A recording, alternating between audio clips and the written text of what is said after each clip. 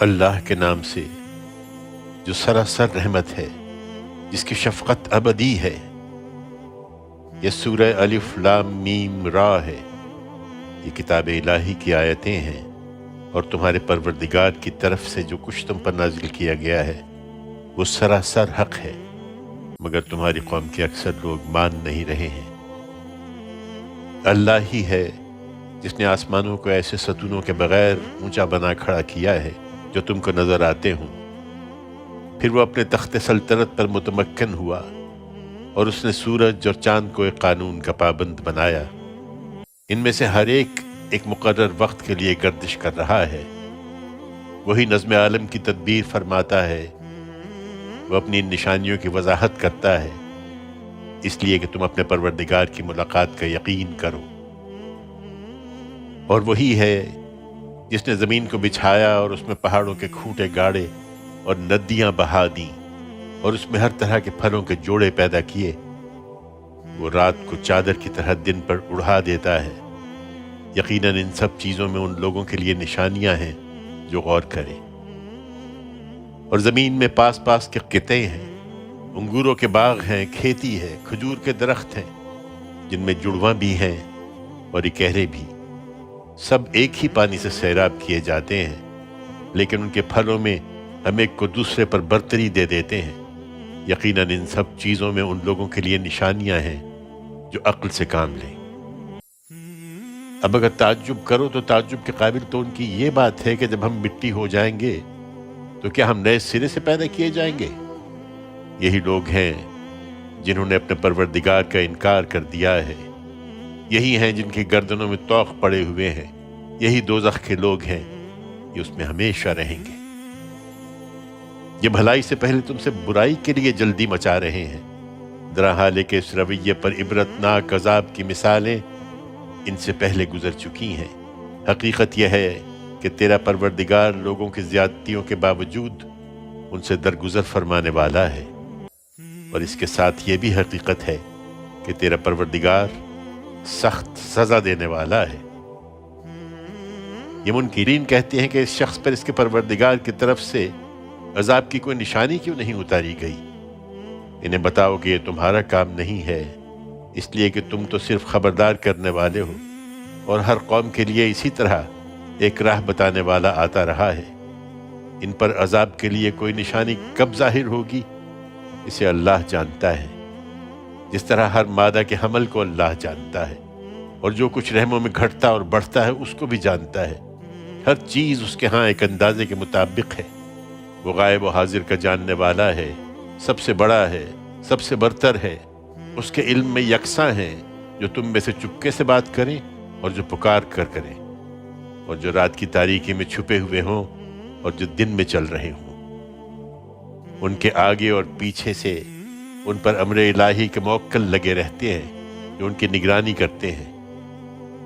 یہ جلدی نہ مچائیں، اللہ کسی قوم کے ساتھ اپنا معاملہ اس وقت تک نہیں بدلتا جب تک وہ خود اپنے رویے میں تبدیلی نہ کر لے، اور جب اللہ کسی قوم کی شامت لانے کا ارادہ کر لیتا ہے تو وہ کسی کے ٹالے نہیں ٹل سکتی، اور نہ اللہ کے مقابل میں ان کا کوئی مددگار ہو سکتا ہے۔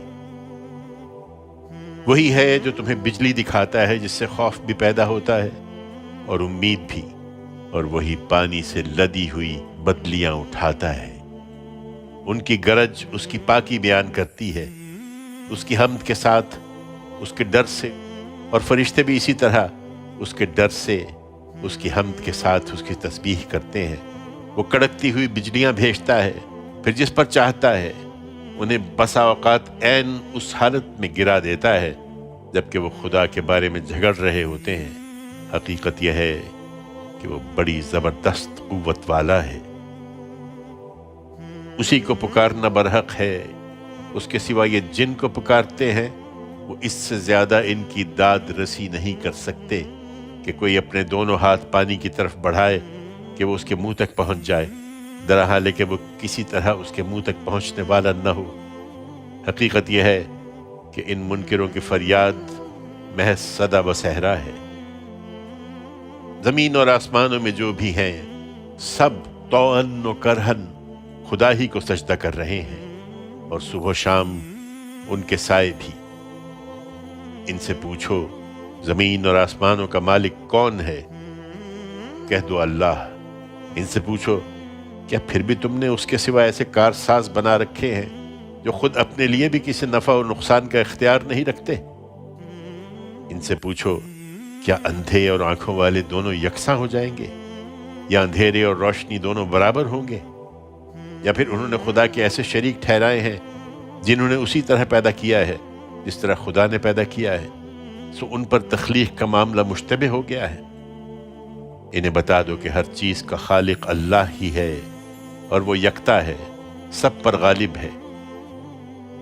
اس نے آسمان سے پانی برسایا تو وادیاں اپنے اپنے ظرف کے مطابق بہہ نکلیں، اور سیلاب نے ابھرتے جھاگ کو اٹھا لیا، اور اسی طرح کا جھاگ ان چیزوں کے اندر سے بھی ابھرتا ہے جنہیں زیور یا اسی قسم کا دوسرا ساز و سامان بنانے کے لیے آگ میں پگھلاتے ہیں۔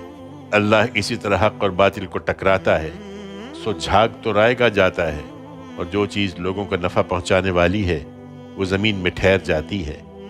اللہ اسی طرح مثالیں بیان کرتا ہے جن سے تم اس حقیقت کو بھی سمجھ سکتے ہو کہ جن لوگوں نے اپنے رب کی دعوت کو لبیک کہا ان کے لیے اچھا انجام ہے، اور جنہوں نے اس کی دعوت قبول نہیں کی ان کا حال یہ ہوگا کہ انہیں اگر وہ سب کچھ حاصل ہو جائے جو زمین میں ہے اور اسی کے برابر اور بھی، تو سب اپنی رہائی کے لیے دے ڈالیں۔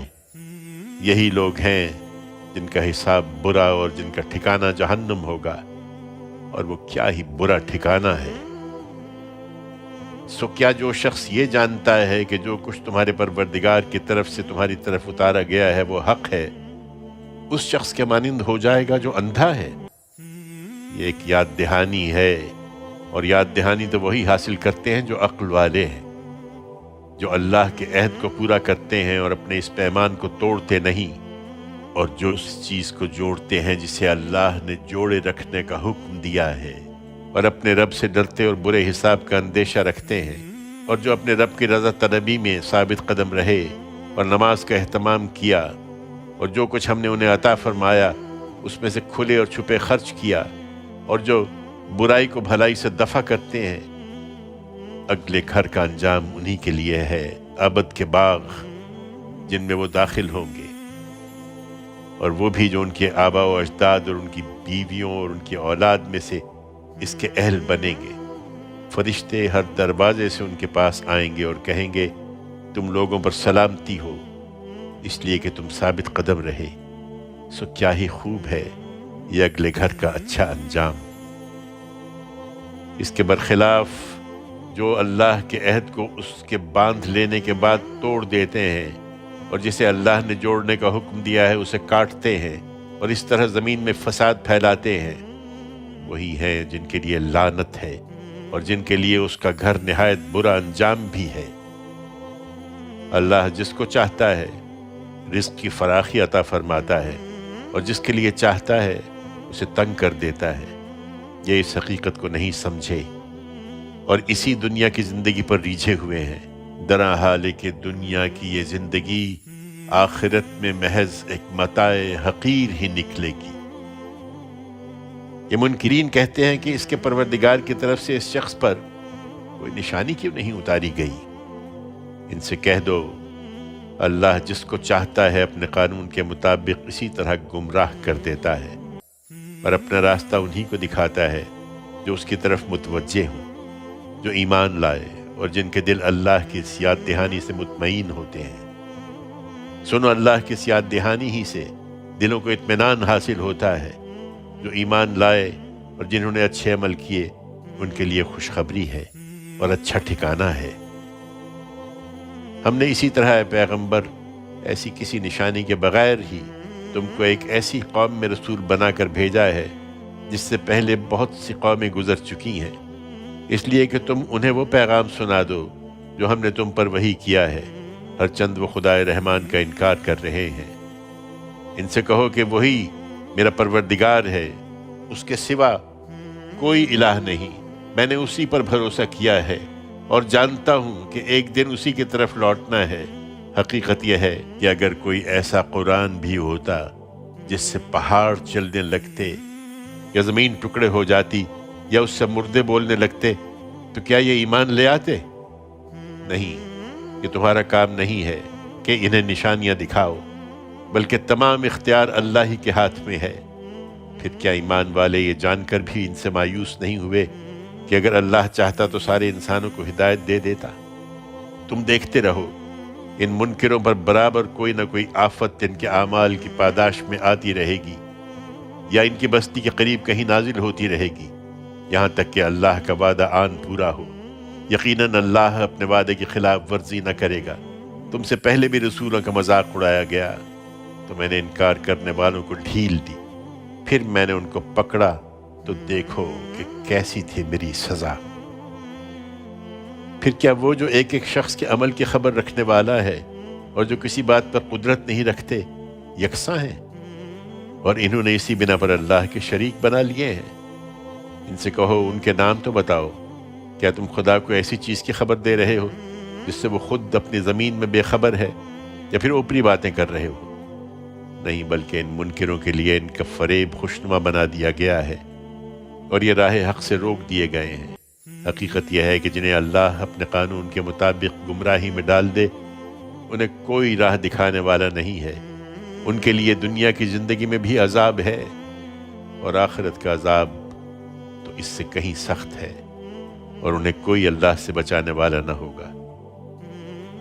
اس کے برخلاف اللہ سے ڈرنے والوں کے لیے جس جنت کا وعدہ کیا گیا ہے، اس کی تصویر یہ ہے کہ اس کے نیچے نہریں بہہ رہی ہوں گی، اس کے پھل دائمی اور اس کا سایہ لازوال ہوگا۔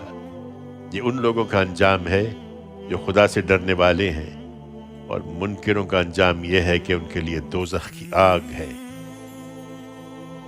ہم نے جن کو کتاب عطا فرمائی ہے وہ اس چیز سے خوش ہیں جو تمہاری طرف نازل کی گئی ہے، اور تمہارے منکرین کے گروہ میں ایسے بھی ہیں جو اس کی بعض چیزوں کو نہیں مانتے۔ تم ان کو صاف کہہ دو کہ مجھے حکم دیا گیا ہے کہ خدا ہی کی بندگی کروں اور کسی کو اس کا شریک نہ ٹھہراؤں۔ میں اسی کی طرف بلاتا ہوں اور اسی کی طرف میرا لوٹنا ہے۔ ہم نے یہ کتاب اسی لیے ایک فرمان کی حیثیت سے عربی میں اتاری ہے۔ اب اگر تم اس علم کے بعد جو تمہارے پاس آ چکا ہے ان کی خواہشوں کی پیروی کرو گے تو اللہ کے مقابل میں نہ تمہارا کوئی مددگار ہوگا نہ بچانے والا۔ انہیں اعتراض ہے کہ تم کوئی نشانی کیوں نہیں دکھاتے اور دنیاوی علائق کیوں رکھتے ہو۔ ہم نے اے پیغمبر تم سے پہلے بھی رسول بھیجے تھے، اور چونکہ انسان ہی تھے اس لیے ان کو بیویاں بھی دی تھیں اور اولاد بھی، اور کسی رسول کے اختیار میں نہیں تھا کہ وہ اذن الہی کے بغیر کوئی نشانی لا دکھائے۔ ہر چیز کے لیے ایک وقت ہے اور ہر وقت کے لیے ایک نوشتہ ہے۔ اللہ جو کچھ چاہتا ہے اس میں سے مٹا دیتا ہے، اور جس چیز کو چاہتا ہے باقی رکھتا ہے، اور اس نوشتے کی اصل اسی کے پاس ہے۔ ہم جو وعید انہیں سنا رہے ہیں اس کا کچھ حصہ ہم تمہیں دکھائیں یا تم کو وفات دیں اور اس کے بعد ان سے نمٹیں۔ بہرکیف تمہاری ذمہ داری صرف پہنچانا ہے اور ان کا حساب لینا ہمارا کام ہے۔ کیا یہ نہیں دیکھ رہے کہ اس سرزمین کو ہم اس کے کناروں سے کم کرتے ہوئے اس کی طرف بڑھ رہے ہیں؟ اللہ فیصلہ کرتا ہے، کوئی اس کے فیصلے کو ہٹانے والا نہیں ہے، اور وہ بہت جلد حساب چکا دینے والا ہے۔ جو ان سے پہلے گزرے ہیں انہوں نے بھی چالیں چلی تھیں، مگر چالیں سب اللہ کے اختیار میں ہیں۔ ہر ایک جو کچھ کر رہا ہے وہ اس کو جانتا ہے، اور یہ منکرین بھی عنقریب جان لیں گے کہ اگلے گھر کا اچھا انجام کس کے لیے ہے۔ یہ سب سننے کے بعد بھی تمہارے منکرین کہتے ہیں کہ تم خدا کے بھیجے ہوئے نہیں ہو۔ کہہ دو میرے اور تمہارے درمیان اللہ کی گواہی کافی ہے، اور ان لوگوں کی گواہی جن کے پاس کتاب کا علم ہے۔